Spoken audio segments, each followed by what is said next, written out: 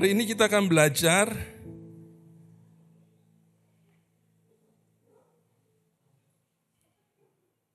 tentang pertukaran yang sempurna, ya. Tentang saya bertukar, ya, bertukar dengan Tuhan, gitu ya. Apa yang ditukar kepada Tuhan? Dan Tuhan memberikan apa kepada saya? Ya, kepada saudara, ya, kepada kita manusia, tukeran. Ya, kalau kita tukar baju dengan pakaian yang bersih. Nah, seperti itu juga. Tuhan dapatnya bukan yang bersih, tapi Tuhan dapatnya yang kotor. Kita yang dapat yang bersih. Coba kita belajar ya, tukeran. Ya, khotbah tentang karya penebusan Yesus Kristus. Kenapa sih penting kita belajar tentang Tuhan Yesus Kristus? Ya, kembali kepada dasar iman kita, supaya kita punya kekuatan pada waktu kita menghadapi cobaan. Ya, satu-satunya Tuhan yang datang ke dalam dunia, siapa namanya? Yesus Kristus. Tidak ada nama lain, tidak ada pribadi yang lain yang datang ke muka bumi ini yang katanya Tuhan mau tengok ciptaannya. Banyak Allah. Ya, kalau di Hindu itu ada ratusan, ribuan Allah, ya, dewa disebutnya. Tapi di muka bumi ini hanya satu yang datang ke muka bumi. Misal, beberapa minggu yang lalu saya ke Bandung.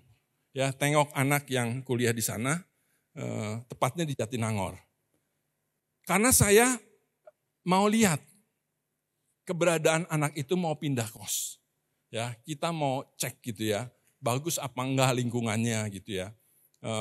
Dan kita bilang, kamu jangan kasih pilihan ke kami cuma satu, kasih beberapa pilihan supaya lebih objektif gitu ya. Nah, waktu kami lihat kurang cocok gitu ya. Karena kami tahu kalau lingkungannya jelek, nanti mempengaruhi. Ya, kalau kotor akan mempengaruhi kesehatan dia. Juga lingkungannya positif apa enggak. Nah, karena kita sayang, kita datang. Ya, kita sempetin pergi pagi, ya, pulang sore. Ya, malam hari baru pulang. Nyampe Bogor malam. Begitu juga kalau Tuhan sayang kepada saya dan saudara, dia harus buktikan bahwa dia tuh ada buat saya dan saudara. Coba kita renungkan ya, kenapa sih kita bertobat? Saya sedang merenung, kenapa saya waktu itu ikut Tuhan Yesus ya? Saya merenung-renung, kenapa saya ikut Tuhan Yesus? Nah, Tuhan ingatkan saya beberapa hal tentang pertukaran yang sempurna. Kita tidak sempurna, tapi Tuhan kasih yang sempurna buat saya dan saudara. Yuk coba kita lihat ya. Di kayu salib, Tuhan menukar hidupnya kepada saya dan saudara.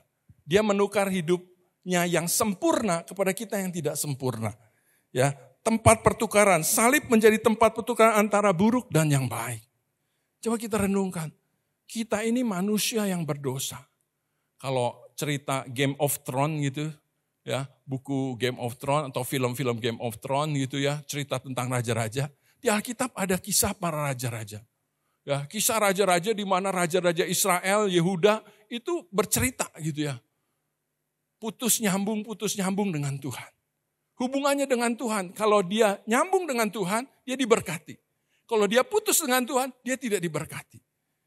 Sebegitu kuatnya berkat dari Tuhan ketika orang terkoneksi dengan Tuhan. Nah, manusia tidak mampu. Ya, manusia nggak mampu, berusaha dengan segala macam. Ya, dari kitab Kejadian sampai kitab Maleaki, manusia berusaha untuk nyambung dengan Tuhan, tapi manusia terbatas.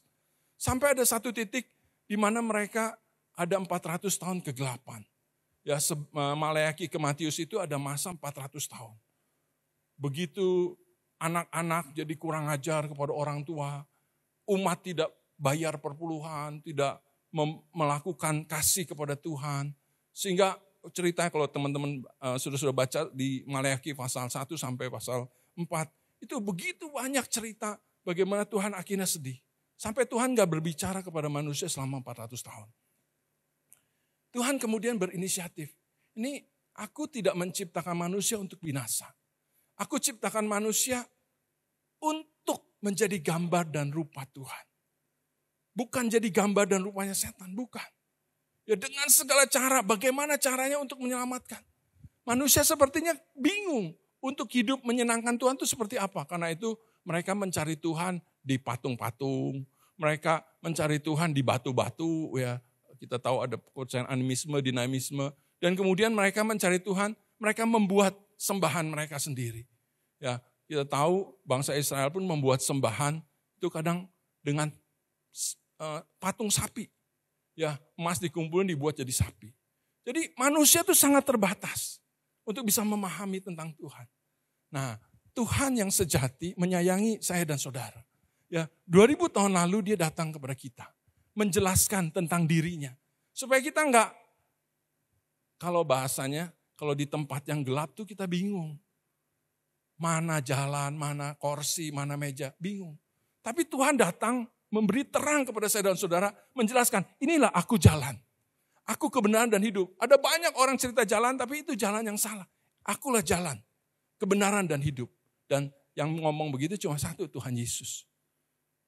Akulah jalan, akulah kebenaran dan hidup. Jadi beban dosa saya dan saudara itu diserahkan kepada Tuhan Yesus. Tuhan Yesus mau mengambil dosa itu supaya kita diselamatkan. Ya, Tuhan memberikan anugerah keselamatan buat saya dan saudara. Kayu salib menjadi tempat di mana terjadi pertukaran yang sempurna.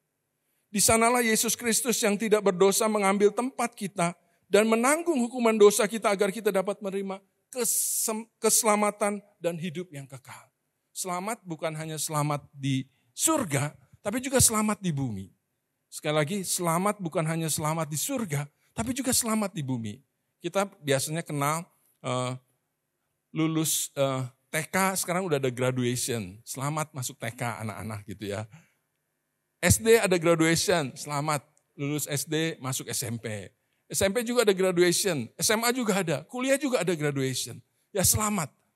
Selamat dari pendidikan, juga selamat kalau menikah, selamat hidup baru. Ya, punya anak juga selamat punya anak. Ya. Anaknya nikah, selamat sudah punya mantu. Terus punya cucu, selamat juga punya cucu. Nah, selamat itu yang Tuhan juga berikan buat saya dan saudara. Ya, keselamatan yang dari Tuhan. Nah, kita lihat pertukaran apa saja yang menjadi dasar buat kita mempercayai. Ya, ada banyak pengajaran-pengajaran sesat. Nah, kita harus kembali kepada dasar. Apa sih yang membedakan kita, Tuhan kita dengan Tuhan yang lain? Yang pertama adalah dia dihukum. Ya, Tuhan dihukum supaya kita diampuni. Seharusnya kita yang berdosa masuk pengadilan, ketok palu, masuk penjara. Ya, penjaranya neraka. Tapi Tuhan kemudian menanggung dosa saya dan saudara di atas kayu salib. Ya, hukum untuk dihukum untuk diampuni. Tuhan yang dihukum, kita yang diampuni. Ya. Coba kita baca di dalam 1 Petrus 2 ayat 24. Ia sendiri telah memikul dosa kita di dalam tubuhnya di kayu salib, supaya kita yang telah mati terhadap dosa hidup untuk kebenaran. Ya, Tuhan menanggung dosa saya dan saudara, supaya kita diampuni. Dan kemudian bukan hanya diampuni, ada kalau kita dibaptis gitu ya, bukan hanya dosa diampuni, tapi juga kita yang sakit disembuhkan. Ya, Tuhan disakiti supaya oleh luka-lukanya kita disembuhkan. Oleh bilurnya kita disembuhkan. Masih ayat 24, oleh bilur-bilurnya kamu telah sembuh. Ya, jadi oleh bilur-bilurnya bukan kamu akan sembuh, bukan. Kamu telah sembuh. Jadi kalau dibilang, iblis akan bilang, kamu memang nasibnya sakit-sakitan. Ya, kamu punya anak, nanti anaknya akan mati muda. Nanti kamu gak bakal punya anak. Ya, itu dari kutuk dari si setan yang mencoba menipu kebenaran Tuhan. Bahwa Tuhan mati buat saya dan saudara, bukan hanya kita diampuni, lepas dari hukuman, tapi juga kita disembuhkan. Dia yang sehat, disakiti,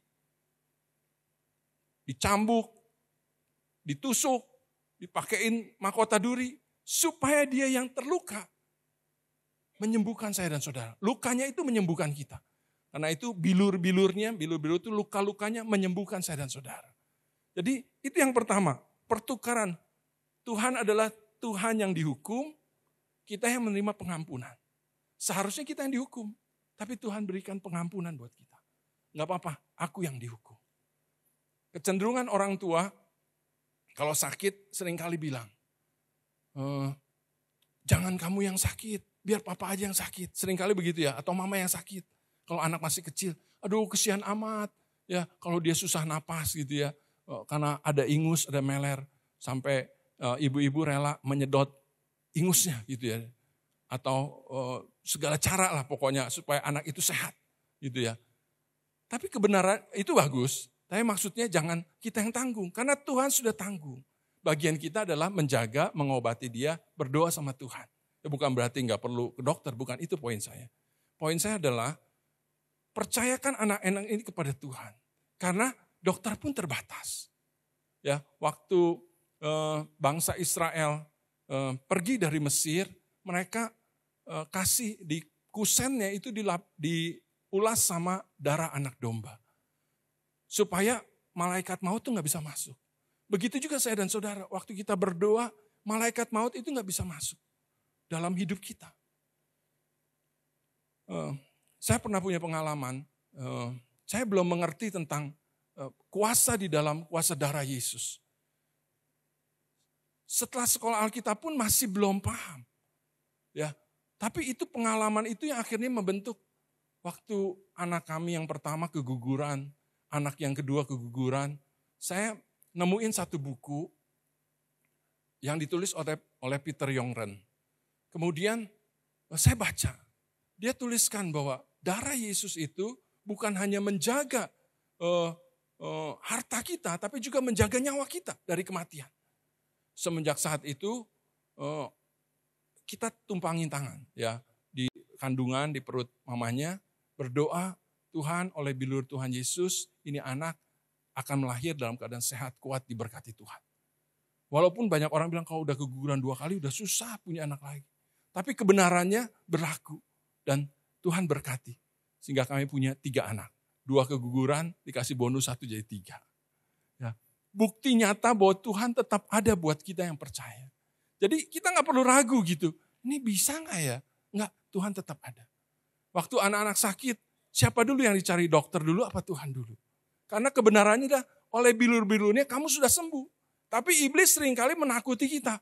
Kamu sakit, kamu akan ada bahaya, kutuk. Dia takut-takutin kita. Sehingga akhirnya kita berpikir over. Jadi overthinking gitu. Ya, itu kerjanya iblis. Tapi kebenaran ini yang seharusnya jadi pegang kita. Sekalipun kita saat ini sedang sakit, tapi percayalah oleh bilur Tuhan Yesus, kita sudah sembuh. Cuma masalahnya adalah bagaimana kita menjaga kesehatan kita. Tuhan sudah berikan kesembuhan itu buat saya dan saudara, tapi ada tapinya. Kita tidak menghormati karyanya di kayu salib dengan menjaga pola hidup yang sehat.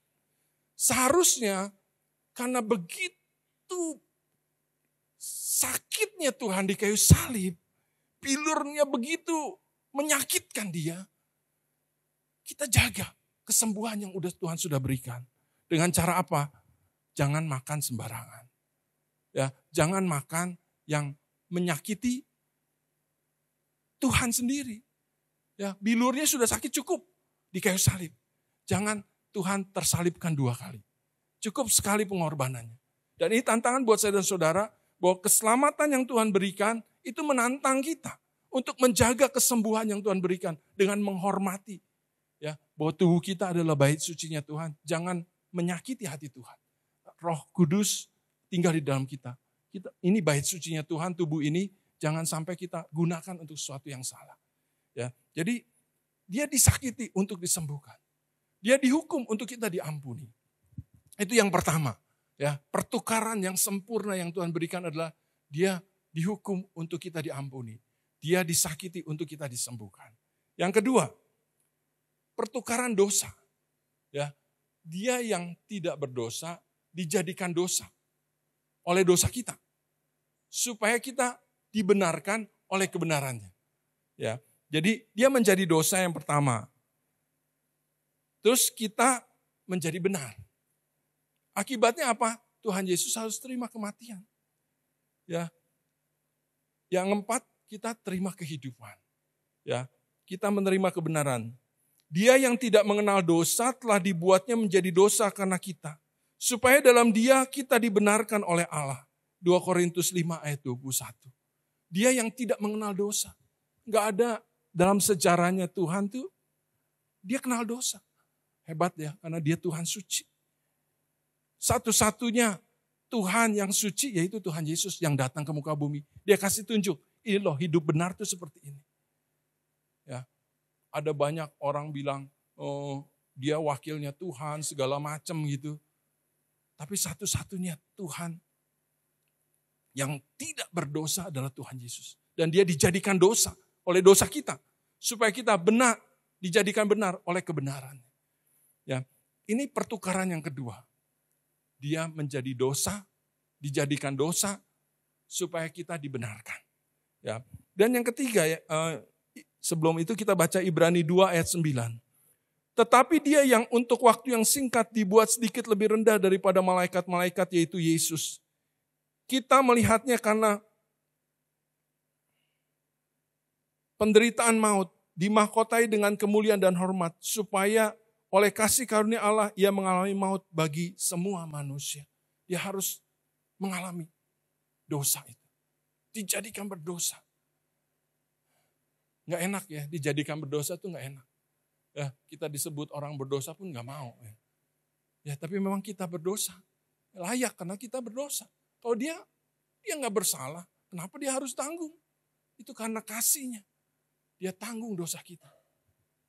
Jadi, gak perlu kita yang menanggung dosa saudara-saudara kita. Tuhan sudah tanggung. Ajak mereka datang kepada Tuhan. Gak usah tanggung sakitnya orang-orang sekitar kita. Karena Tuhan sudah tanggung.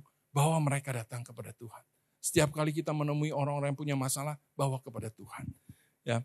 Pertukaran yang ketiga adalah dia yang kaya dimiskinkan. Ya. Dia menjalankan kemiskinan supaya kita menerima kemuliaan. Ya. 2 Korintus 8 ayat 9. Karena kamu telah mengenal kasih karunia Tuhan Yesus, kita Yesus Kristus, bahwa ia yang karena kamu menjadi miskin, sekalipun ia kaya, supaya kamu menjadi kaya oleh kemiskinannya. Pertukaran ketiga yang terjadi kayu salib adalah Yesus yang kaya menjadi miskin, agar kita yang miskin secara rohani dapat menjadi kaya. Dia melepaskan segala kemuliaan surgawinya untuk memberikan kepada kita kelimpahan berkat rohani. Ya, dan Tuhan sudah menyediakan apa yang kita butuhkan. Cuma yang penting kita adalah jalani. Ya, berkat datang dari Tuhan. Percaya nggak Bapak Ibu bahwa berkat itu datang dari Tuhan? Ya, waktu kita bekerja, Tuhan akan menyediakan berkat itu. Sekalipun mungkin harganya kita bayar mahal. Ya, saya pernah saksikan pada waktu COVID ada seorang donatur memberikan sumbangan. Ya, ini dia berikan aja sumbangan gitu ya. Buat kami itu cukup besar. Ya, kami berpikir bukan hanya sebulan dia kasih, setiap bulan dia kasih. Ya dalam masa COVID itu. Tapi kemudian Tuhan gerakan kasih buat orang-orang yang membutuhkan. Ya karena pada waktu itu ada sekolah-sekolah yang dilayanin, maka itu diberikan kepada perintis-perintis itu. Kami berpikir gimana Tuhan bisa menyediakan kami. Kami juga punya anak yang nanti kuliah. Karena pada waktu itu belum kuliah. Kami harus nabung. Tapi Tuhan gerakan ini masa COVID, kasih. Tapi Tuhan buktikan. Kami punya 2 anak. 2 anak itu kuliah lancar sampai hari ini. Dan sudah mau ambil skripsi yang pertama. Tuhan baik buat saya dan saudara. Dan itu penyertaan Tuhan. Kalau kita memberi, Tuhan gak pernah kekurangan dalam memberi berkat. Apakah kita punya rasa cukup? Cukup, ini saya mau kasih. Seperti Tuhan, ya, dia mau menjadi miskin supaya orang lain jadi kaya. Nah, tantangan buat kita semua, apakah dengan semua berkat Tuhan itu kita bisa berbagi buat orang? Itu tantangan buat kita. Seperti Tuhan sudah memberkati kita. Tuhan tidak pernah salah dan Tuhan tidak pernah berhutang. Malah kita yang sering kali hutang sama Tuhan. Ya, kita lanjut. Pertukaran yang berikutnya, pertukaran yang keberapa? Tadi di hukum dan Tuhan dihukum, kita diampuni dan disembuhkan. Yang kedua, kita yang Tuhan dijadikan dosa supaya kita menerima kebenarannya. Tuhan menjalankan kemiskinan yang seharusnya dia tidak jalankan. Ya, untuk kita menerima kekayaan. Yang keempat adalah Tuhan dihina, ditolak. Supaya kita diterima menjadi anak-anaknya. Saudara bayangkan, pernah gak rasanya dihina? Saya sedang membayangkan ya Tuhan pencipta langit dan bumi beserta dengan isinya. Dia kan raja segala raja gitu ya. Dia ciptain manusia yang setitik debu itu dia ciptakan. Saya sedang merenung. Turun, melepaskan haknya. Dia lepaskan, mengosongkan dirinya menjadi raja. Jadi manusia yang terbatas. Yang tadinya dia tidak terbatas sebagai Tuhan. Dia jadi manusia yang terbatas. Kena hujan, ya, kena panas, ya, ngalamin lapar, ngalamin haus. Tapi dia rela mengosongkan dirinya menjadi manusia. Sesuatu pertukaran yang kalau kita sedang bayangkan, kok Tuhan rela mau dihina pada waktu dia disalib, dia diejek. Dia bisa tuh kirim 1 legion malaikat, 72.000 malaikat dia bisa dikirim. Tapi dia mau merendah.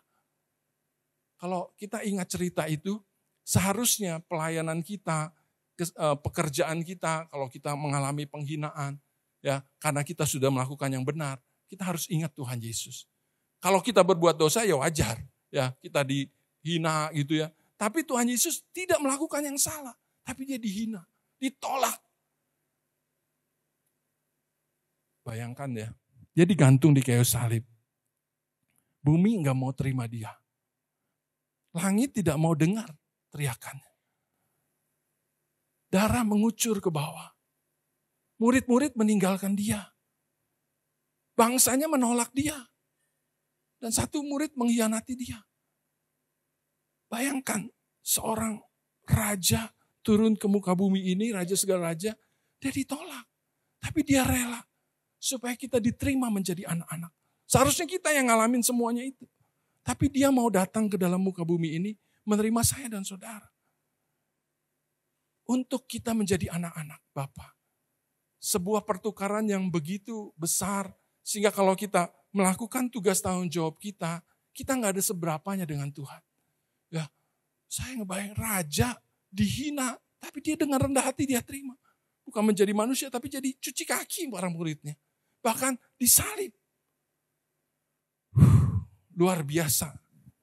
Sampai dia punya hak untuk didengar oleh bapaknya. Punya. Dia udah melakukan bagian dia turun ke bumi. Dia udah keliling. Dicemooh sama ahli Taurat, mau dibunuh. Dia mestinya bilang, Bapak aku udah kerjain tugas. Tapi bapaknya di surga ninggalin dia. Dia rela. Dia nggak dapat haknya sebagai anak. Karena itu di dalam ayat yang kita baca di dalam Matius, kira-kira jam 3 berserulah Yesus dengan suara nyaring, Eli, Eli lama sabaktani, artinya Allahku, Allahku mengapa engkau meninggalkan aku. Langit pun, Bapa pun tidak mendengarkan dia.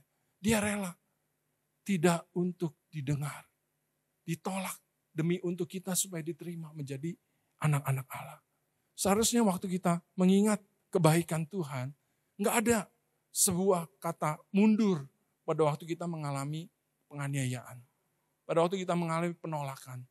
Ya, menurut survei 25% orang itu pernah ditolak, pernah dihina katanya.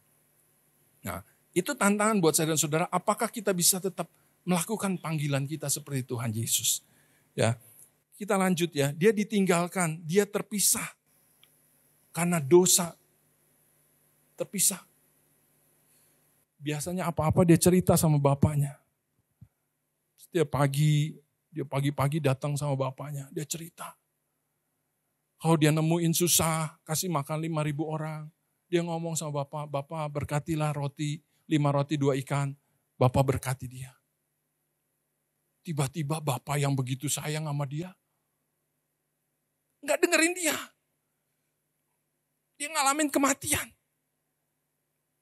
Dia ditinggal oleh bapaknya. Supaya kita jadi anak-anak Bapa.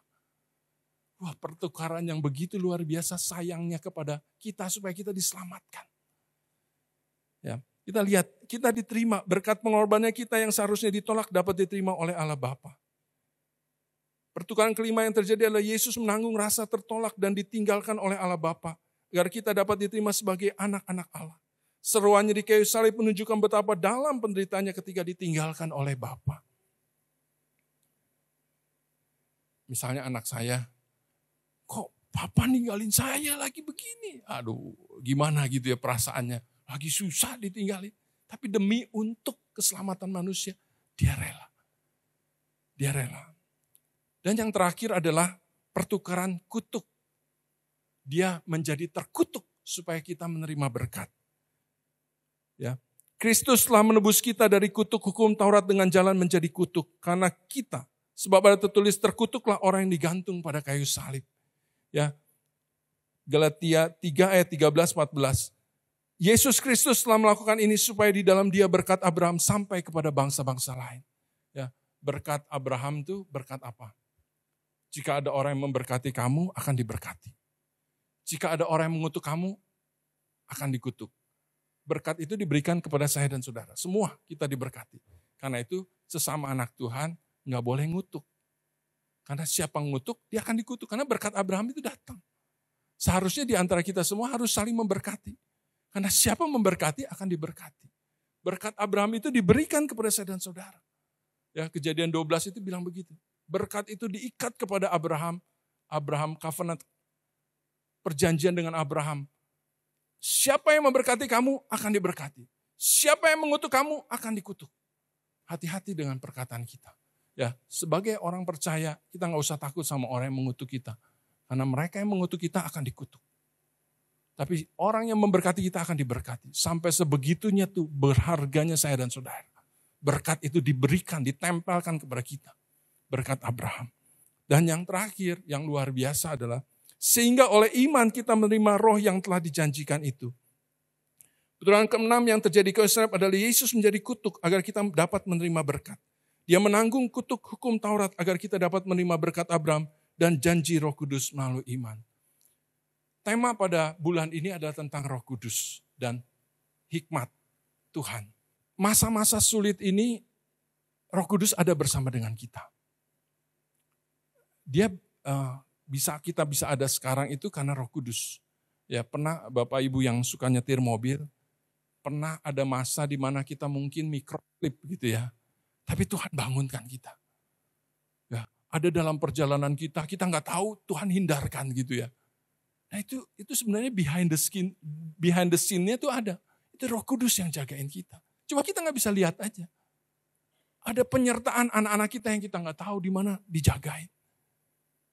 Itu penting sekali berkat dari Tuhan itu kepada kita. Sehingga oleh iman kita menerima roh yang telah dijanjikan itu. Roh itu ada bersama dengan kita. Tuhan sampai bilang begini, kalau seorang anak sama bapaknya gitu ya, apa-apa bapak tolongin dia gitu ya. Dia berjuang, ada masa dia suka, dia cerita kepada bapaknya. Tapi bapaknya bilang begini, adalah lebih berguna kalau aku pergi. Supaya kalau aku pergi, roh penghibur itu datang kepada kamu. Dan itulah Tuhan Yesus ngomong kepada saya dan saudara. Kalau cuma Tuhan Yesus ada di Israel, kita yang di Indonesia terbatas. Yang di Afrika terbatas. Karena Tuhan Yesus bilang, lebih baik aku pergi ke surga. Supaya Roh Kudus itu ada di dalam setiap hati orang percaya. Dan Roh Kudus itu yang akan menjaga kita dari serangan-serangan setan. Kenapa? Tuhan Yesus sudah memberikan nyawanya buat kita. Dia tukar semua yang baik buat kita. Dia gak rela lah. Itu diambil sama setan. Yang baik itu. Dikasih lagi sampah kepada kita. Dia gak rela. Nah itu dia kirim Roh Kudus. Untuk menjaga saya dan saudara. Roh Kudus itu akan menolong kita. Mengingatkan kita. Dia ingetin kita. Cuma masalahnya kita suka gak peka. Ya, padahal Roh Kudus berbicara kepada kita. Misal. Kalau saya punya istri pulang gitu. Saya tahu itu mobil. Baru pulang. Terus jalan, saya tahu. Itu istri saya. Suaranya saya tahu. Ya, anak saya satu-satu saya tahu. Semakin kita sering mendengar, kita jadi semakin peka kalau dia datang, kalau dia ngomong. Seperti itu juga kalau Roh Kudus. Kalau kita sering mendengar Roh Kudus, kita bisa peka. Ini Roh Kudus lagi ngomong. Cuma masalahnya, mau nggak kita mendengar? Suara siapa yang kita dengar? Dan itu menjadi tantangan. Kita mesti sering-sering dengar suara Roh Kudus. Karena dia akan jagain saya dan saudara. Gimana caranya supaya kita bisa menerima berkat yang Tuhan sudah berikan. Entah bagaimana caranya, pokoknya dia akan berusaha.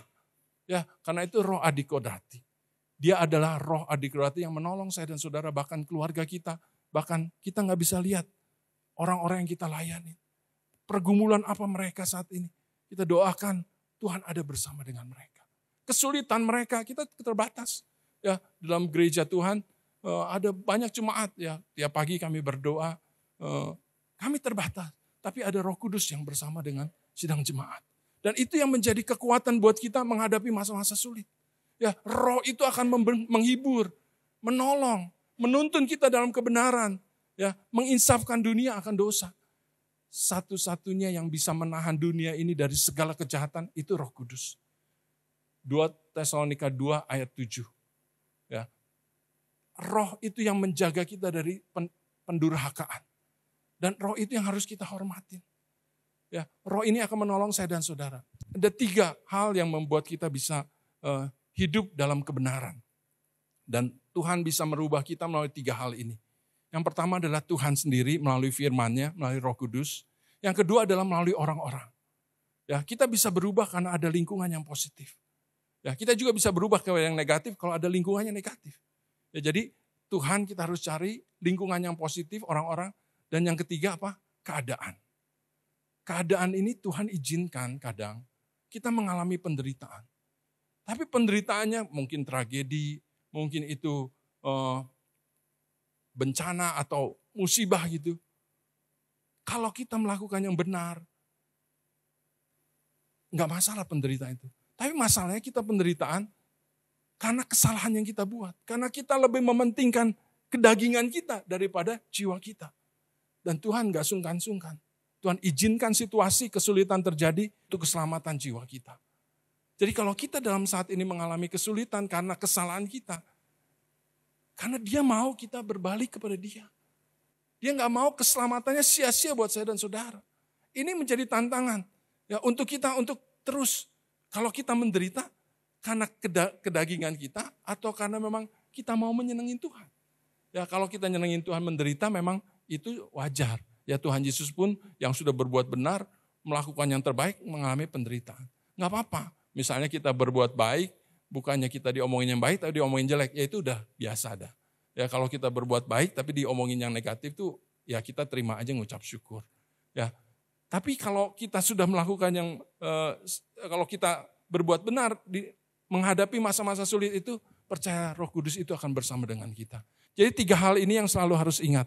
Pertama Tuhan, Dia akan terus berbicara kepada kita semua melalui firman-Nya dan melalui Roh Kudus. Cuma masalahnya begini, kalau komputer itu diisiin file, satu waktu kita mau buka file itu ada di dalamnya. Masalahnya kalau nggak ada filenya, apa yang mau dibuka di dokumen itu? Nah begitu juga kalau kita jarang baca Alkitab, Roh Kudus mau ingetin apa? Karena itu kenapa gereja ini mengajarkan untuk terus membaca firman Tuhan, WPDA. Sehingga Roh Kudus akan ingatkan kita pada waktu kita sedang dicobai. Firman itu berbicara kepada kita. Penting sekali kita membaca Alkitab. Waktu pribadi dengan Allah supaya nanti Roh Kudus ingatkan kita. Ya waktu sedang ada masalah, Roh Kudus akan ajarin. Begini loh, ini firman Tuhan. Karena roh itu kan memang mengingatkan kita akan apa yang Tuhan Yesus sudah ajarkan. Ya jadi percayalah waktu kita membaca firman, firman itu akan mengubah kehidupan kita. Karena Roh Kudus yang menghidupkannya. Yang kedua, carilah. Karena ini adalah bulan komunitas, carilah life group yang bisa membangun. Kita semua ditantang untuk bersosialisasi, berempati, ya ikut ambil bagian dalam kesulitan sesama. Di dalam life group lah pengembalaan itu terjadi. Ya karena setiap hari itu saling keep contact, kabar-kabaran. Ya kalau ada masalah mereka suka cerita, ya kita juga satu sama lain saling mendoakan kesulitan kita masing-masing. Di dalam life group inilah kita dibangun. Pergaulan yang buruk merusak kebiasaan yang baik. Tapi kalau pergaulan yang sehat, akan menambahkan kebiasaan yang baik.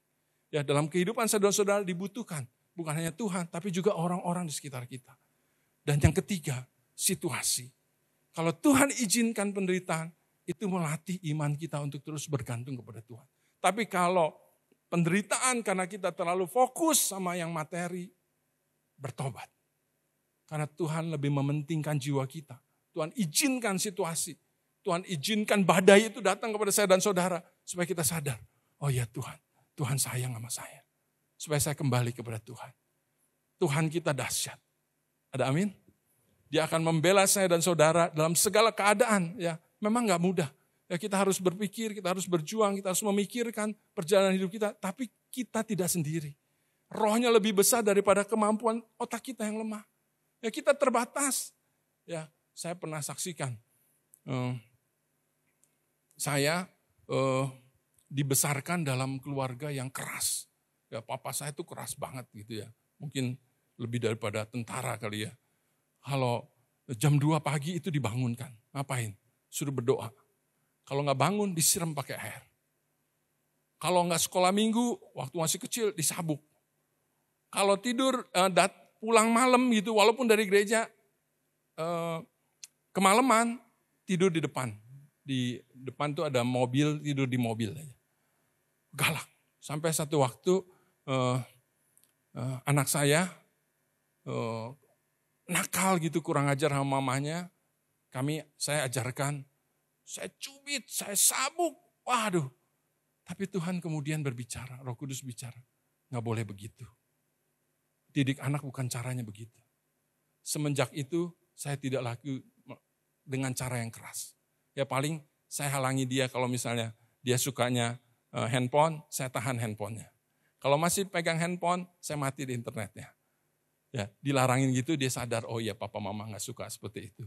Ya, tapi gak lagi cubit, gak lagi sabuk. Ada masa-masa Roh Kudus akan ajarkan kita untuk jadi orang tua. Ya, ada masa-masa di mana kita akan saya menghormati papa saya mengucap syukur.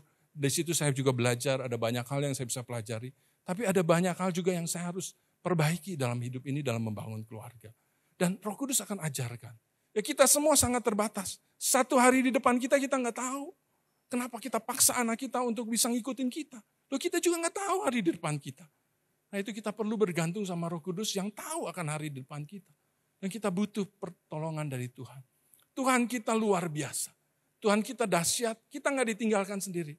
Pada waktu Tuhan ke surga dia bilang, aku tidak biarkan kamu sebagai yatim piatu.